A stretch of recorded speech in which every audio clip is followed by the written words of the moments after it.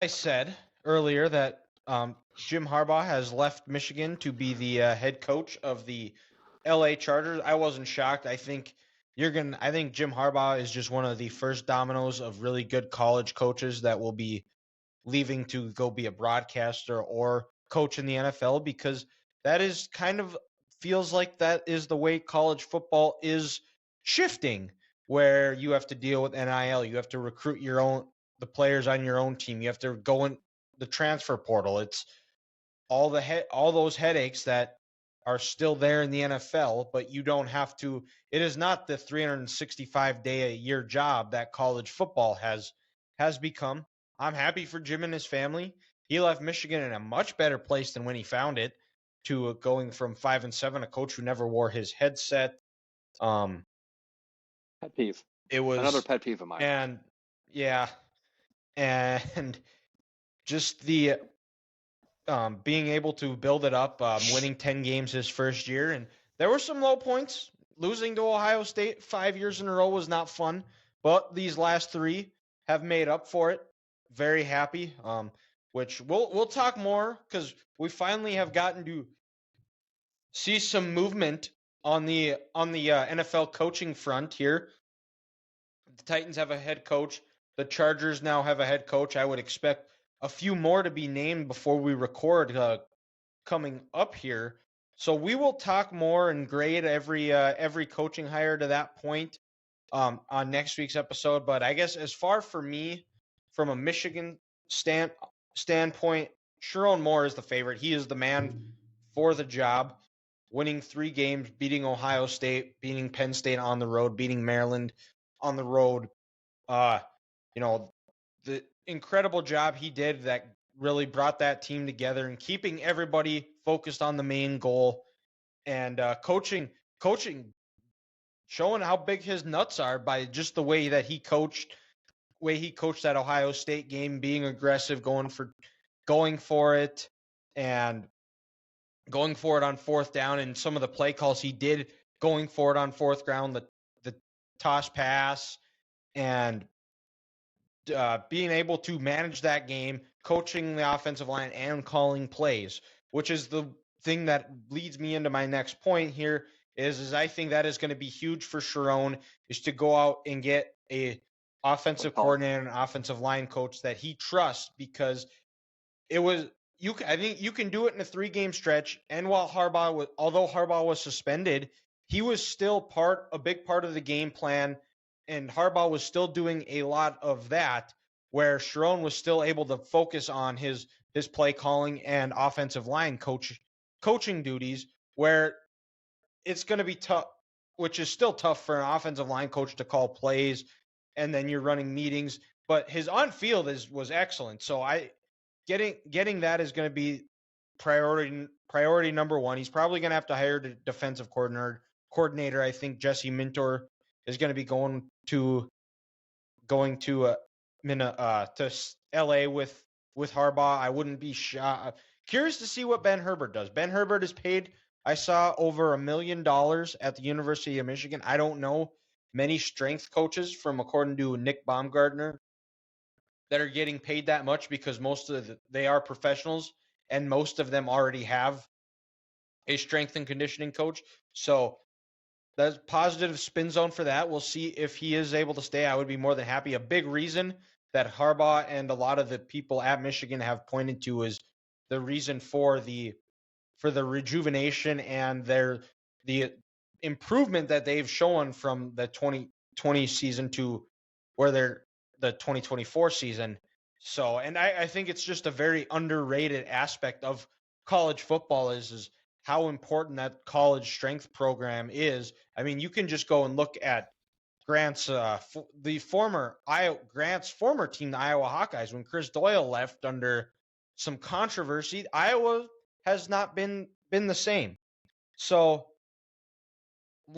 I'm sure there's going to be more. I'm sure by the next time we record, I'm sure Michigan will have an announcement on who is hired. But in the end, I still think Michigan is fine. I think Harbaugh, he has changed the culture at Michigan. He's made it to more of a player-led locker room. And as long as the strongest voices in the locker room are the players, and they're the ones holding the guys accountable, and they have strong leaders on that team, I think Michigan is still going to be at the top of college football. I'm with you, Dylan. I honestly think Michigan should have a new head coach by tomorrow. I don't think this is one of those where we're going to interview some other people and let this be a true process of hiring a new coach. You have your guy right here. Um, Sherrone, like you said, these last 3 games in the regular season, he proved that he'll be able to keep players from leaving in the transfer portal. He'll be able to keep incoming freshmen assigned on that February 7th signing day. He's proved he's more than capable of holding this job down, and it's time to go. And I think I saw it today. Zach Minter tweeted out right away. Jesse, thank you. No, sorry, not Minter. The offensive tackle who broke his leg. Zach, I'm sorry. Oh, Zach Zinter. Yes. Zinter, thank you, Zinter. He tweeted something along the lines of it's Sherrone's job. It's his time to shine. I mean, if players are tweeting that already, Michigan, just make this simple.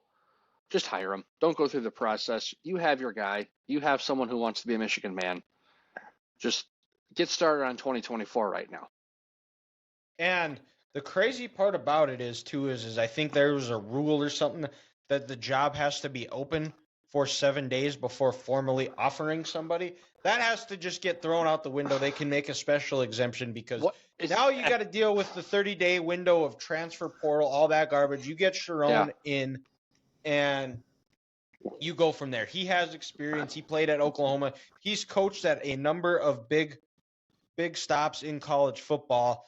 And this is somewhat very similar to what NDSU is going through right now, Grant. I don't know if you saw, but Tyler Roll is leaving to take the offensive coordinator and associate head coach role at Tennessee State, which I don't know. Do you know who the head coach at Tennessee State is right now? Is it still Eddie George? It is Eddie George. Yeah. And they will be coming to Fargo, I believe, in week 2 here. Yes. And then NDSU goes to Tennessee the next year to play a home and home. Just a straight up money thing? Or was it no? Let's get out of North Dakota and live in Tennessee thing? Live in Nashville? What's up here? Well, from what the Fargo media was saying is that Roll was very hurt, and rightfully so. It felt like he earned it. You guys were tweeting out that their support for him, similar to what Michigan is doing with Sherrone Moore. Okay. I think they said that the biggest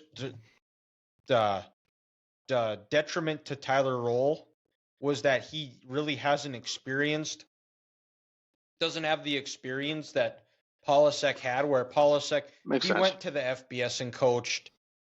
He was a special teams coordinator at Northern Iowa, then came back to NDSU to be the offensive coordinator, then went to Iowa to be the O-line coach, then went to Wyoming to be the offensive coordinator. So he has a diversity of experience. Yeah. And so maybe this is just Tyler Roll. Maybe he is going and trying to kind of develop that. And who knows? Going down to Tennessee, going down to SEC country, he does well there. It's another step to where he could, potentially move up to the FBS or take a different position down there. It's a lot about networking and making those connections. I'm outside of when they play NDSU, I'll be rooting for him. I have no reason not to. He's a North Dakota guy. He is, when you think of NDSU football, he's definitely one of the guys that you think of. He bleeds green and gold. So, sucks to see him leave, but happy for the opportunity and wish him well. That's another one that I'm really curious to see what they do with the offensive coordinator position, because I really, off the top of my head, there's really only like one name that would come to mind, and he actually just moved to Iowa State to be the wide receivers coach. I think he's in his first or second year there, and was part of Entz's first staff. So very curious to see where they go. I don't know if there's going to be anybody on staff for NDSU if they promote it within, but that's really Do you, all we do you know at think this point. one of those situations where Polisak might try to call plays himself? I don't think so, just because of like the coaching, the pedigree that he is under in the tutelage. Because Craig Bowl never called plays.